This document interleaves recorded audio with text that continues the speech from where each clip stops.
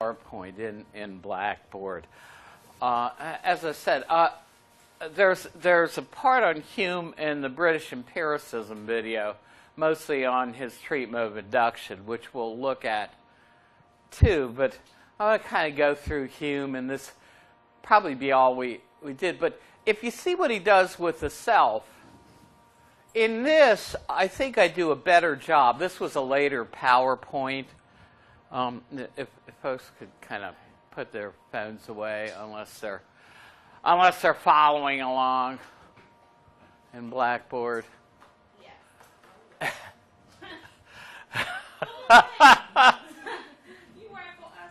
I'm telling you, what am I gonna do with you all? You know, I didn't have gray hair until I started teaching here. Of course, I said. Actually, you're right. Hair skips a generation. My dad would, yeah, definitely skipped me. My dad didn't start graying till he was almost 70. I started getting salt and pepper hair when I was 35. So, and I colored it for a while, and then finally you reach a point, where you say, okay, enough is enough. Yeah. Well, actually, it's really brown under this, but I dye it gray so that I'll look, older and sophisticated. I want to look mature and sophisticated. Somehow I don't think you're convinced. All right. Well, look, we all have no doubt that we're the same person we were last week, right? That I don't have any doubt that I was that same person who had salt and pepper hair when I was 35, right? We all believe that we continue through life as the same person. I mean, we might make changes, in our personality, but essentially, we believe that we were the same person who went to the grade school we went to, and et cetera, who has the name we have, right? Well, now, Hume, in his everyday life, believed this, right? I mean, he wanted to publish. He wanted to get the literary fame from publishing. And he certainly thought that it should go to David Hume and not somebody else. So in his everyday life, Hume acted as if he believed, like you and I believe, that we continue as essentially the same person throughout life. However, Hume thought that if we accept the same empiricist principles that Locke and Berkeley and Descartes had accepted, that the mind is acquainted only with its inner perceptions, and if we accepted empiricism, that the beliefs we have need to be justified by observation, then he was saying, even though in the common affairs of life, I, David Hume, have to believe like anybody else that I continue as the same person, he says, when I go to ask whether I can defend this belief philosophically, the answer is no. Now, basically, he says, all I can defend philosophically is the existence of a lot of disconnected appearances, but not the existence of myself. I do a lot better job in this one. This is, as I said, a later one than the empiricism PowerPoint. And I do a better job at giving Hume's the basics of Hume's philosophy. Hume on the self, all Hume says is the only thing we can defend about our self as a continuing person is basically nothing, that the self is just a bundle of perceptions that we give an identity and continued existence to, but that really we can't defend as continuing the same.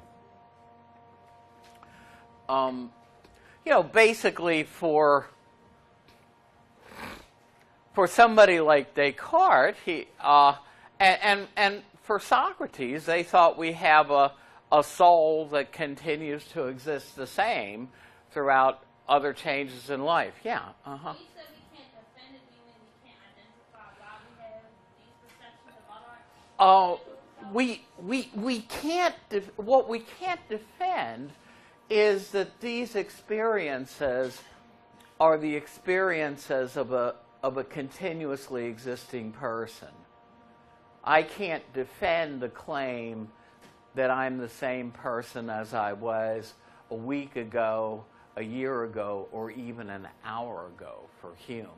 All I can defend philosophically is the existence of my inner experiences, what Locke would have called ideas. So, and here's something to, this is a distinction to get clear right from the beginning. Remember, for Locke, pretty much anything we experienced was an idea, right? A pain in our shoulder is an idea. An abstract thought like 2 + 2 + 4 = an idea. The sound of a bird, the, experience I get when I look at a tree whose leaves are turning. All of these for Locke are ideas. Hume says we need to take Locke's category of ideas and divide them into two different kinds of experiences. There's the immediate experience we have when we perceive something or smell something, and then there's what we remember about it in our memory, or what we can imagine. So he Hume uses the word perceptions pretty much in the way that Locke would have used idea for all of, what we experience. But then he breaks this down. Now, here again, it seems like these are picky little minute distinctions, but these had an incredible impact on philosophy, really down to our present day. I mean, for the next 200 years. So he says, on the one hand, we have what he calls impressions or sense impressions. These are the original perceptions or sensations we have, either from what we experience around us. For folks who came in late, of course, we postponed the test to Wednesday. I don't want to get us more behind than we are. So I'm doing new stuff today on Hume, but this stuff is not going to be on test 2. Now, you may have some questions on Hume as he related to his criticisms of the design argument, but not this stuff on Hume on the self. But the point is, if you can see his skeptical views on the self, you can understand his skeptical views about the nature of the material world, about God, and other things. So there are the original experiences, and Hume says these are more lively than their copies, than what we remember about them or can imagine. And he uses words like lively, forceful. And then, Locke used the same term for all these. What Hume is doing, again, is taking Locke's category of ideas and dividing them into two different kinds. They're the original, and then ideas are copies of our sensations in the memory and the imagination. And we get this from reflection, from, say, what we experience inside us by introspection, and from what we see. And he says these are less lively. In other words, if I look at the blackboard over there, I'm getting a sense impression of the blackboard right now. That's the original sensation. But I can turn around and picture in my mind what the blackboard looked like, and that's what I'm picturing in my mind, what I'm remembering, fits into the class of what Hume calls ideas. The original experience of actually seeing the blackboard is an impression of the blackboard. What I remember about it or can imagine about it is an idea, and these are less lively, less forceful. So here are some examples. An impression would be actually hearing the sound of a bird. Oh, okay. Okay. Remember, this is on Blackboard. Okay. So ideas are the copies of sensations in our memory and in our imagination. In other words, my memory of the blackboard isn't as vivid as actually experiencing it, right?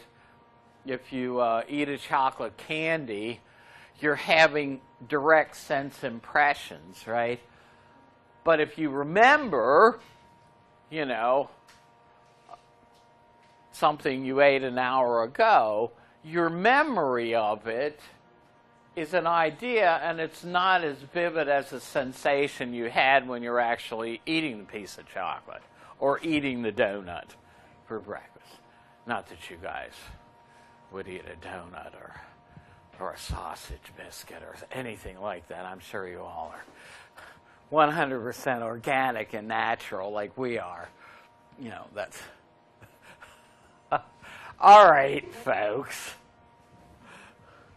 So here are some examples of impressions then would be actually hearing the sound of a bird, actually seeing a horse right in front of you, or touching it. Right? I had a friend who bred horses, and I would help her out with the horses on many occasions, and or it can be an inner feeling, like the pain in my shoulder, or feeling the love you had for your first, high school sweetheart, right? So those would be actual impressions. The ideas would be things like remembering what the bird song sounded like, right? It's not as your memory of the birds and what it sounded like is not as vivid and forceful as the original experience you had when you were actually hearing the birds sing outside your window or something.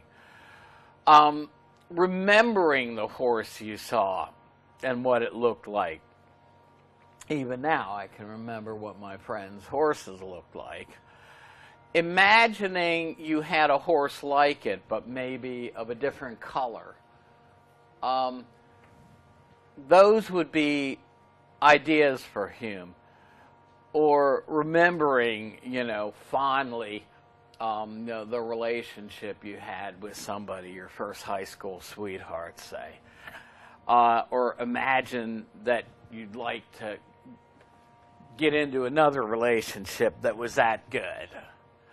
Okay, so you say, well, what's the purpose of making this picayune little distinction? What does picayune mean? Petty, small, trite. So you say, well, why make it? Well, here's what Hume has up his sleeve. Here's Hume's empiricism. Remember, empiricism is the view that all of our knowledge has to come from what we experience. We don't have any innate knowledge. Empiricism, then, the view that all knowledge must be based on experience, either from the senses or from our inner feelings, like a feeling of pain or whatever. For Hume, then, I mean, picture it this way. I look at the blackboard, right? I turn around and I picture what the blackboard looked like in my mind, right? So I have in my mind a mental image or picture of the original. Well, Hume says all the ideas we have are copies of the original impressions in the memory and in the imagination and are derived from them. So ideas for Hume are copies of impressions. So what's the point of... And how do we create something new that nobody's seen or heard? Actually, that's a very good... And Hume had to deal with that. And he doesn't always deal with it. In other words, he talks about the spectrum of colors. And how do you fill in a color that you've never experienced before, but you've seen the shades around it, you know? And you're right. What he does say is that we can imagine what you'll see there's an illustration of what a golden mountain is like, even if we've never seen a golden mountain, because we know what gold is like and we know what a mountain looks like, and we can put them together in our imagination and create something new that we've never seen before. I mean, even mythical creatures like a unicorn is based from knowing what a horn looks like and knowing what a horse looks like and kind of putting the two together. I don't know if that answers your question, but he's got some of the same reasoning that Locke had, that we can construct ideas of things we've never experienced. But there are problems because we can't do this with everything. What Hume is going to maintain is that we use some words like we know what they mean and like we know what we're talking about. Words like soul, material substance, God. When we can't support those ideas, you know, by tracing them back to any kind of an impression. And there's where his skepticism comes in. He says there are some words we use that we can't defend philosophically as far as whether they actually relate to anything that's real. And so here's how he... So non-existent objects can be the composites of impression-based ideas, right? An imagined golden mountain rests on previous impressions of what gold and what a mountain looks like. You put them together. So, in other words, get his point here. He's saying an object like this, you put together in your imagination from ideas that you do know about, right? You've experienced gold. You've experienced the mountain. So he says, an imagined virtuous horse is based on previous impressions of virtue in horses. The imagination is simply combining ideas from previous impressions in new ways.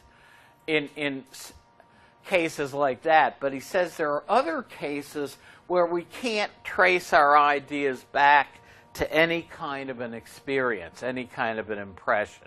And there's where Hume says we ought to be skeptical. Now again, my dad might have had problems with this, but if you're not colorblind and you look at this, you know fully well, I mean, if you're talking, say, to your mother and she wants to buy you something, and you say, well, I like a new dress or I like a new sweater, and what color do I like I need a yellow one. You and your mother know what yellow is, right? You can communicate. When you think of something that's yellow, you know what you're talking about. You know what you mean. And what's Hume's explanation for this? Well, it's that we've had a sense experience of seeing something that's yellow, like this splotch I put on. So he says meaningful terms, words we use, relate to ideas derived from impressions. We use the term yellow meaningfully because we have a clear idea to which that word is related. That idea of yellow is based on a previous sense impression of yellow. So he's saying we have an idea in our minds of what yellow is like. We could recognize it again, right? You know, if I said, well, you know, go up to my desk drawer and get a highlighter out, and I want you to get me a yellow one and bring it down here. You can remember what a yellow one is, you can recognize it again, right? So what's the purpose of pounding this distinction here? Well, this is what Hume says is the case with the meaningful words we use. I hit it twice. And with concepts that we can defend from sense experience or inner experience, right? He says, I know what a word means if it's attached to a clear idea. In other words, when I use the word yellow over here, a term means a word, right? I know what it means because I have an idea of what yellow is in my mind, and how is it that I have an idea of yellow? He says, it's because I can trace that idea back to a sense experience, back to a previous sense impression. So I understand what I mean when I'm using the word because I have a clear idea in my mind that's traceable back to a sense impression, right? That's how come I can use a word like yellow meaningfully. But here is what Hume says.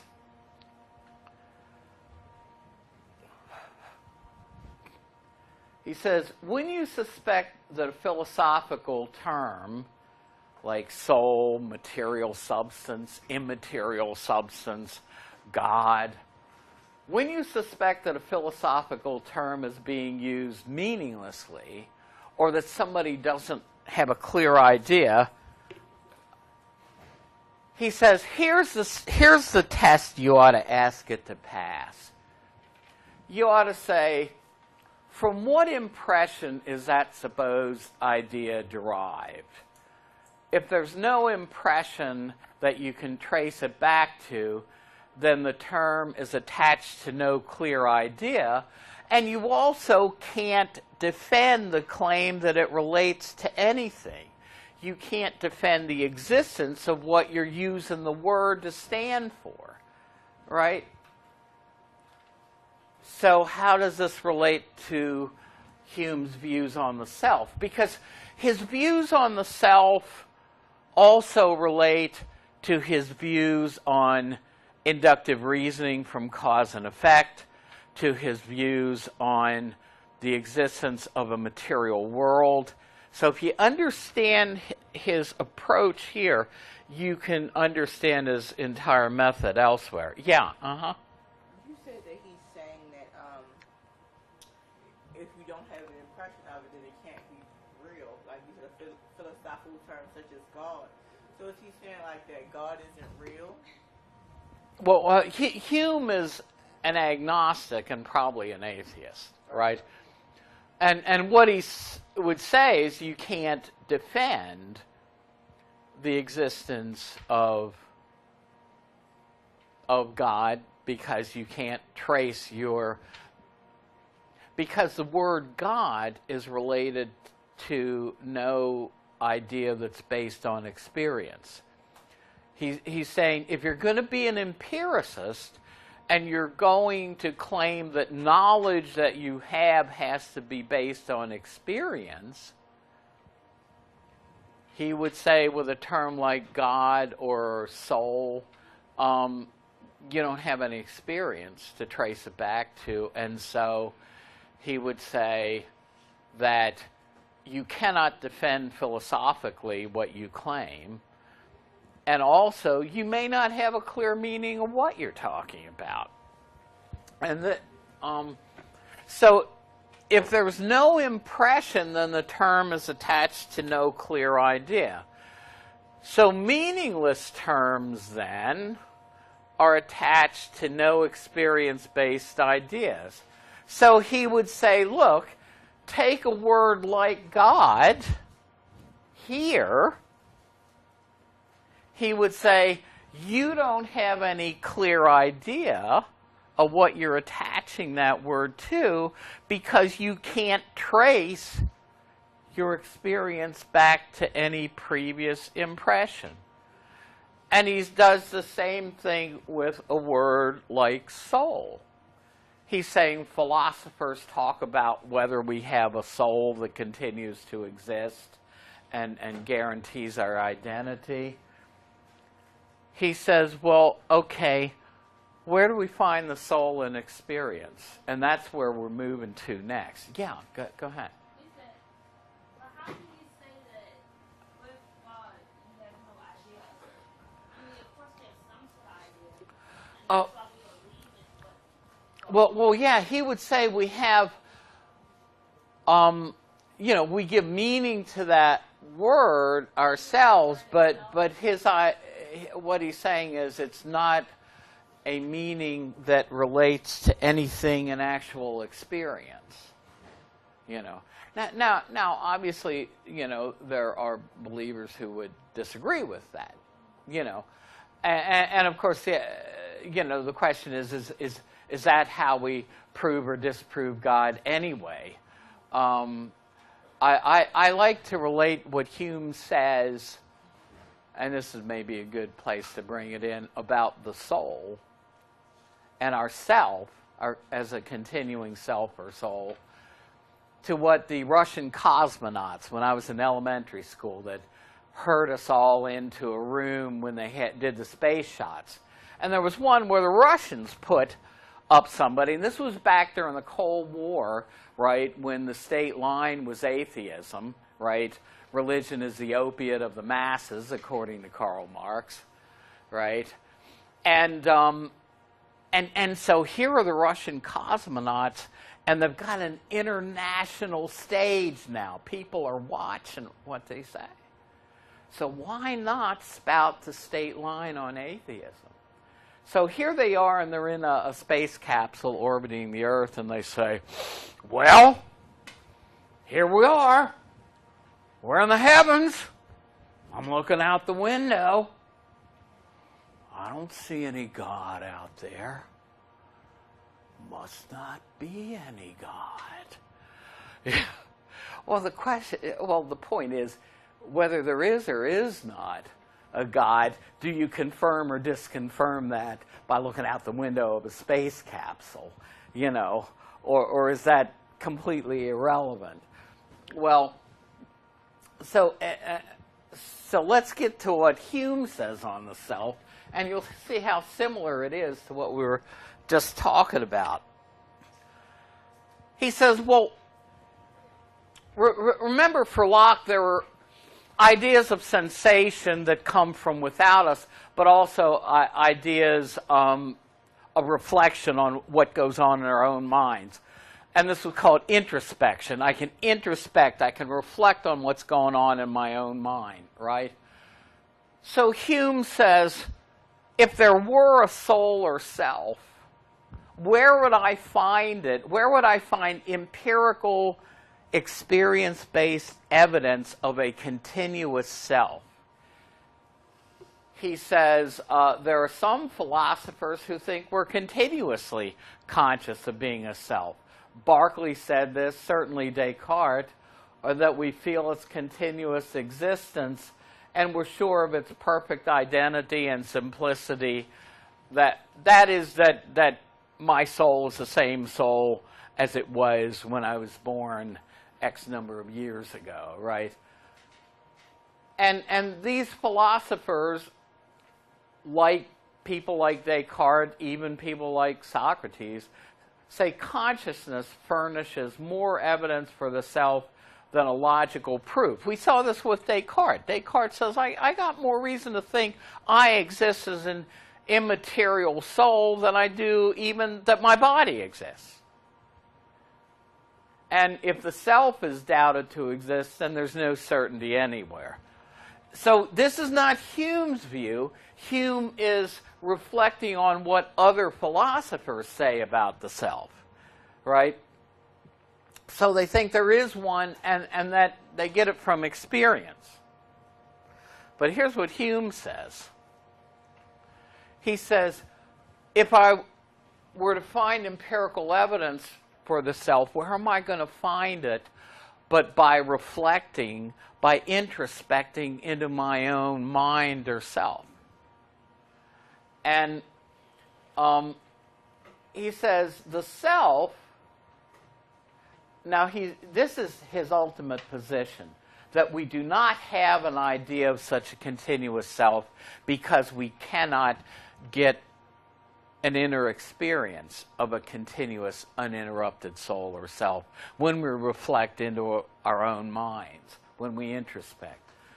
So he says the self is thought to exist throughout our lives continuously and invariably. I was always Victor Morawski. I didn't stop being Victor Morawski at any time, right?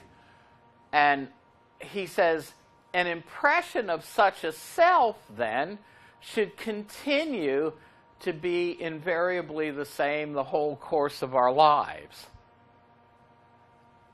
since that's the claim that's made for the self, right? But he says, we do not have any constant and invariable impression of the self because we can't get it from introspection.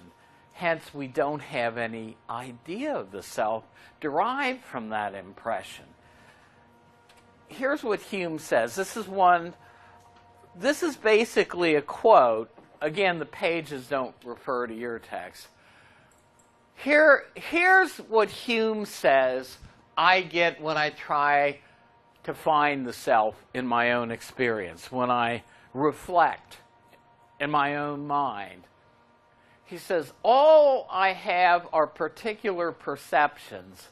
Hume says, when I enter most intimately into what I call myself, I always stumble on some particular perception or other of heat or cold, light or shade, love or hatred, pain or pleasure.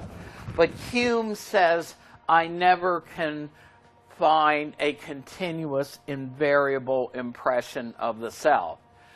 He says, Hume says he can never by introspection catch himself without a perception and can never observe anything but these perceptions. And he says all these perceptions are in constant change and flux. None of them is continuous and invariable.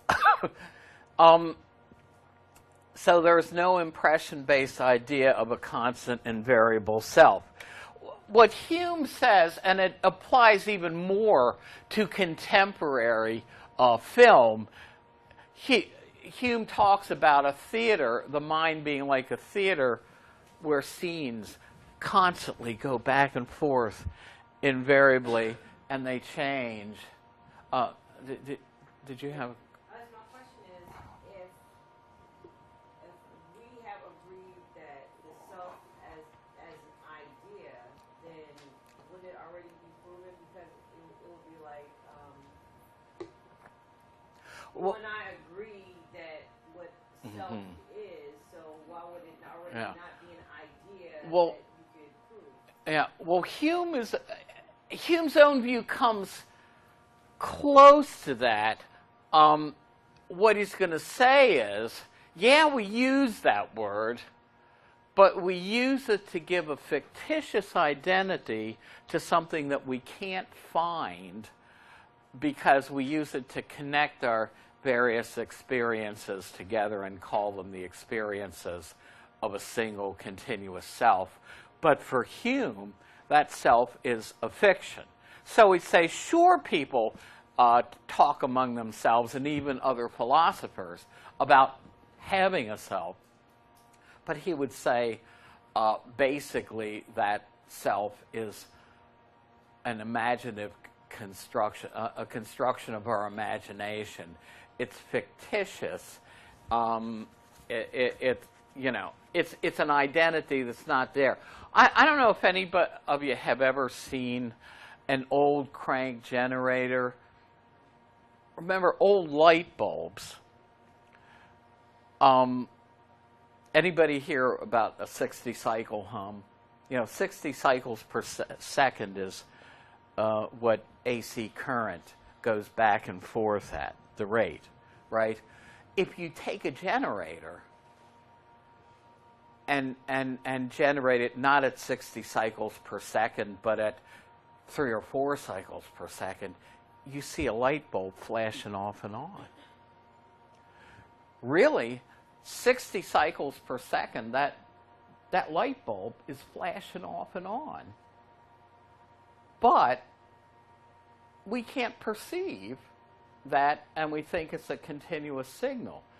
And anybody hear about the refresh rate of a computer monitor? You look at a computer monitor like this thing over here, and you think that's one continuous picture. But as a matter of fact, what's happening is that picture is being painted over and over again hundreds of times a second, but we look at it as being continuous and invariable, even though it's not continuous and invariable. And this is Hume's view of ourself, that we give an identity to something that is ever-changing and to something that really has no identity. So you can see he's saying we can't defend our existence as the same self. So what does the self turn out to be? Just a bundle of these discrete perceptions which are in constant movement like stuff on a movie screen, and the mind is a theater on which they play. And so I know it's time to go. So there's no simplicity or identity, and he says that basically we give a fictitious identity to it, like the identity of ships and houses. So, okay, so the test is Wednesday. We'll do the Scantron part in here. Your essays due Wednesday. And if anyone missed the roll, catch it. And we'll see you then. Thank you. Again, this is not going to